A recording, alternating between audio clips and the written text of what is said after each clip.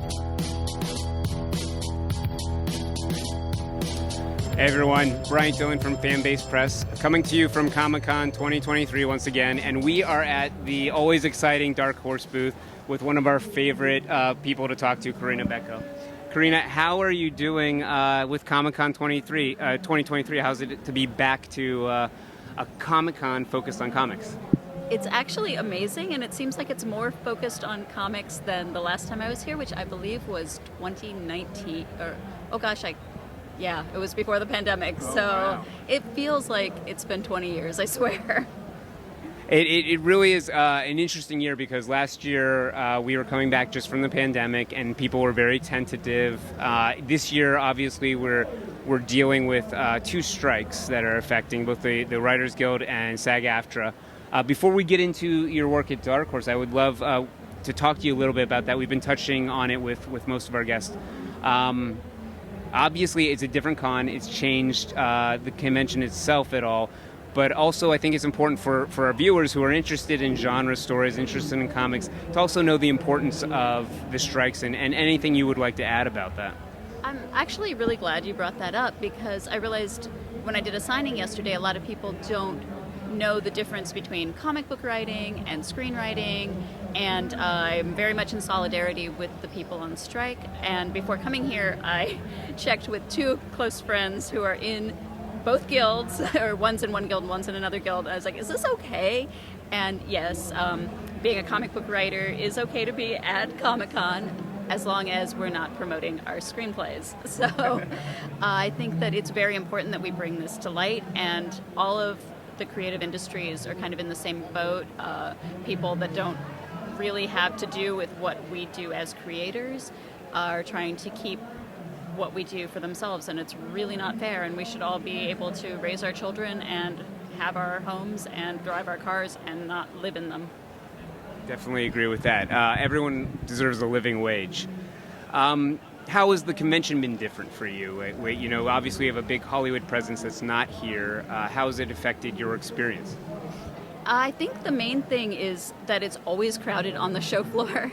I've talked to people that saying that their sales are more consistent because it's not like Hall H, I guess, isn't really a thing this year. And it's interesting. I'm sorry that it's at the expense of another industry. I'm glad that if comics get a little more attention as a knock-on effect, but I hope that it is resolved soon because I love to watch movies and TV too, and I hope that everybody's back next year. So we're going to be running out of new things very soon. Well, let's talk about your latest Dark Horse comic. We have AFTRA, Adapt or Die, telling the story sort of in between the two films that have been released. Actually, prequel even to the first film. Oh, even before the first film. This is an interesting franchise. I want to dive in that deeper, but just before we do, for people that are like myself, a little unaware of some of the plot, can you tell us about Adapt or Die and what viewers should know about it in regards to the film stories? It's interesting. It actually does have to do with a sickness, but it was started, it went into production before the pandemic, so it's not because of the pandemic. It almost reads as a pandemic story now, but I think everything gets colored by what's happened to us. So it's about what happened leading up to the school. That's a big point in the first one, and how the school got going. And so therefore it's a lot about Dr. Grace, which I loved writing Dr. Grace. She's so acerbic, but she really cares. And it's a lot about, interestingly, I've been thinking a lot about ecosystem collapse and climate change, and it's a lot about the things that we can do or not do to the earth. I mean, it's all put into, you know, it's not obviously the earth there, but it's a lot about how what we do affects everyone and everything. Well, and I find that really interesting about this franchise because if we're honest with ourselves, this franchise takes a little hit sometimes from the fan community. They like to call it the Blue Cat movie. There's lots of talk about being derivative. I mean, there was a whole conversation about, it's left no cultural impact before the second film has come out. But anyone that knows James Cameron and his work knows that there's always an intention behind it. He doesn't spend time on things that he doesn't care personally about or thinks that there's an important message to take away. And as you noted, there are a lot of messages in these films about the way that we are affecting our own planet, the way that we are somewhat disrespectful, detached from, I would say, the natural world. What about these elements is I mean, I think I know the answer, but for you, what is important about these elements? Why do these elements strike, a bigger message or a more important message than just, genre action, genre fun, character relationships? What is the bigger message to you? I think a lot of times in science fiction, also fantasy and other genres, but science fiction in particular, there are big ideas that are very hard to wrap your head around, but we put them in a story, and a story is about the drama between people, even if the people are blue cats, as they say. And that allows us to deal with them on an emotional level and actually let the issues hit us emotionally. And it's important for a story to drive forward what we do, because without a story to put everything into context, it's very hard often to deal with these issues. So I have a lot of respect for Cameron, and more so after working on this property, because he honestly really cares. He reads everything that's part of this franchise, I was really shocked, because a lot of people are just like, yeah, do whatever with whatever franchise. No, he makes sure everything is how he wants it to be and is telling the types of stories in the way that he wants them to be known. And, respect, that's great. That's amazing. One thing that struck me when watching the latest film is we see, obviously, story points that are meant to emulate things in our own history. We see the harvesting of certain creatures that speaks to the whaling industry on our own planet. We see violence committed against the native people, simply to achieve what the ruling class wants or desires at the time. Do you feel like we are attempting with Avatar to sort of process some of the sins that we haven't dealt with in our own culture? I think that's absolutely true. I mean, I know that there's a fine line between some sort of cultural appropriation and honoring things or dealing with the ramifications of these things. And sometimes it's hard to know where that line is, particularly when you're making something. I don't think not so much for Avatar, but just for anything in general. And certainly things I've worked on, because you try to come up with an alien culture, and it's hard to come up with something completely alien because you're a human, right? So, but I think that there is a lot going on in a lot of fiction right now that is dealing with those kinds of issues, because we all have if we look around us, a lot of us have a lot of guilt. And I guess another thing that is becoming more and more present in our own world is how quickly climate change is going to affect us. We're seeing that really intensely right now with the heat waves that are happening. There's a lot of flooding going on. Do you think that stories like this, like Avatar, are going to become more relevant as we begin to deal with this stuff on a more day-to-day basis? I think they are, and I think in two ways. I think both because it'll seem prescient, like a lot of William Gibson now, you read it and you go, oh yeah, this is the jackpot, but also because science fiction always is about the time we're in more than it's about the future, no matter what else. I mean, I know that's a truism, but it's a truism because it's a truism. So I think a lot of things when we look back, we'll almost think we were a little bit innocent.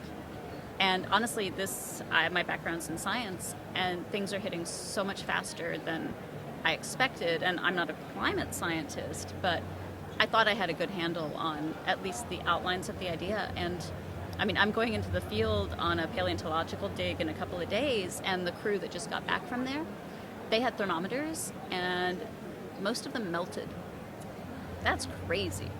It's kind of terrifying. I guess that's one other thing I would love to get your opinion on is how do you feel optimistic about this? Because I feel like, especially as a recent parent, I feel like I'm looking at the events differently and having my own existential doubt or despair at times. It feels overwhelming. It feels like we're becoming aware that we have to deal with this, but we've put it on for so long. There's a question of what can we do at this point? How, from your science background, how do you approach it day to day? It can be hard. I feel like it's easy to sink into that despair pit. I was on a panel with someone on Thursday about space science, and people asked this question more or less, and he said, I just hope that my children have a future. And the audience laughed, and he goes, I'm dead serious, don't laugh. And everybody kind of went, oh. But I think there is a lot of reason to be hopeful. I mean, we have solved big problems before. Everyone can see that this is a problem now, but I think that actually, even though my day job is in the sciences, I almost feel like writing science fiction and entertainment and escapism is more important because it allows us to deal with these things and have hope, because even the most dystopian horror is inherently hopeful because someone has survived. And it gives us a path forward to imagine surviving. And if you can't imagine surviving, you can't fix the problem. So I think there's a lot of reason to be hopeful. And I've had a lot of interns and young people that are 19, 20 lately around me, and they're fantastic. I mean, I don't know if there's much hope for my generation fixing stuff, but probably your kids are going to do a great job. Keep our fingers crossed. It's all on them. I'm sorry. Tell them. It's unfortunate, but maybe a necessity. Well, let's take that back to the character of Grace, because Grace is really an interesting character. I mean, obviously she's aligned with a corporation that has less than noble intentions. She's not happy with the way things have gone when we meet her in Avatar. So I'm assuming there's a lot of traumatic events throughout your story. Do you see her as someone who's just trying to do the right thing? Are there layers to Grace where she has her own flaws when she's looking at what she thinks the Na'vi can do and how she can help them? Yeah, absolutely. I love that about her. She's terribly flawed. She's a human, and she's so human. And I love to write actual humans. I mean, if you write somebody who's perfect, I once heard, there's somebody, I forget whose quote it is, the quickest way to make someone hate a character is to make them perfect. And I think that's true, because you don't want to, I mean, any superhero has flaws too, or else they're a villain, really, because they don't think they have a flaw, and then that makes them a villain. So, yeah, actually what you said about her working for a corporation is really interesting, though, because she obviously is so driven and interested in this stuff that she uses that to get her to a place where she can study these things and then hopes to make a difference from the inside. And I think all of us in any corporation, no matter what you work for, even if it's a nonprofit, you are making these trade-offs, even if it's by going to the grocery and buying stuff with plastic packaging. You have to, and you just do the best you can. So she's a good template for how to do that well, I think, although maybe not everyone should be quite as acerbic. Well, let me just follow that up with one other question on that.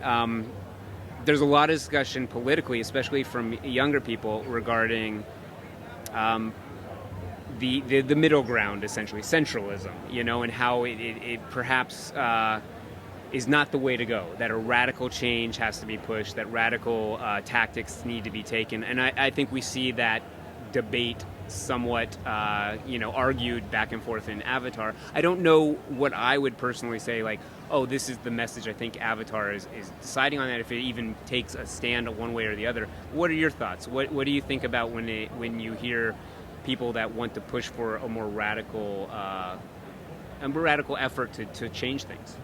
That's interesting. I've thought about this a lot. I get it, and I see when I channel my rage, I'm like, yeah, burn it all down. But that hurts people. And that hurts almost always if there's a war or something that collapses a major system. The people that get hurt are the people with the least. And it's not the people at the top who are going to get the most hurt. It's the people who do sleep in their cars or on the street or are just on the edge of losing their homes or their jobs. And those are the people that will get hurt by that. So I feel, as I've gotten older and seen more of the world, I think I've become more politically maybe extreme in one way, but much softer in the way of Yeah, I feel it. I feel the rage, but I feel like it has to be tempered in a way that doesn't hurt vulnerable people. Excellent way to put it.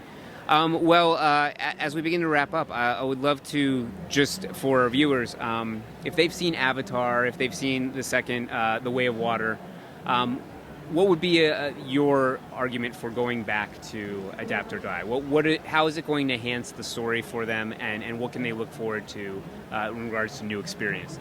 I hope it will clear up some of the mystery around what actually happened with Grace, to kind of radicalize her in a certain way and to make her really care about what happens to the people there over even what happens to her own people, as it were. And also you get to see some really cool stuff, like different areas of the ecosystem that you don't get to see in any of the other properties, even the video games. So there's new stuff, new creatures. I have a zoology degree, so I love the creatures in Avatar. And there's new characters that I hope people will really like and enjoy reading about. Excellent. I think we touched on this before we started the interview, so if you don't have anything, that's okay, but is there anything else, any other projects that you want to mention before we wrap up?